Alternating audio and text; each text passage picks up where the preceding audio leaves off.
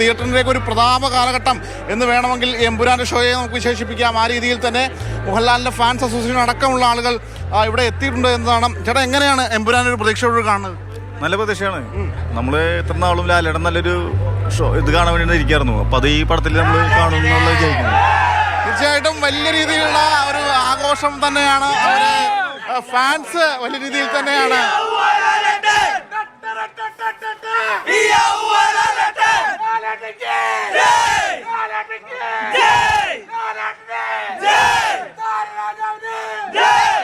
തീർച്ചയായിട്ടും വലിയ രീതിയിലുള്ള ഒരു ആവേശം ഫാൻസിന്റെ ഭാഗത്തു നിന്നുണ്ടാകുന്നു എന്നതാണ്.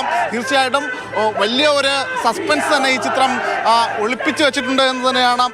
സിനിമ ഒരു വലിയൊരു സസ്പെൻസ് ആയിരിക്കില്ല, ആരാണ് വില്ലൻ എന്ന് പോലും അറിയാൻ പറ്റാത്തൊരു സാഹചര്യം. അമ്മാര് ത്രില്ലിങ്ങിരിക്കണം സത്യം പറഞ്ഞ. അമ്മാര് നമ്മൾ ഒരുപാട് നാളത്തെ ഭയങ്കര സന്തോഷമല്ല സത്യം പറഞ്ഞിരിക്കണം. അമ്മാര് ത്രില്ലിങ് ഞാൻ ആദ്യമായിട്ടാണ് ഇത്രയും ഭയങ്കര ആവേശത്തിലിരിക്കുന്നത് സത്യം പറഞ്ഞു കഴിഞ്ഞാൽ.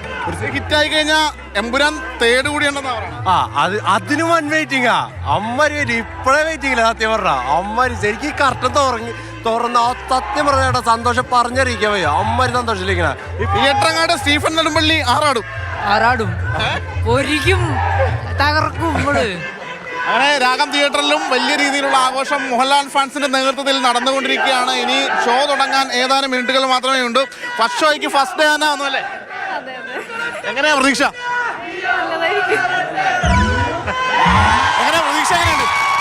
കേൾക്കില്ല, വളരെ ആവേശത്തിലാണ്. സിനിമ തുടങ്ങാൻ ഇനി ഏതാനും മിനിറ്റുകൾ മാത്രമേ ഉള്ളൂ.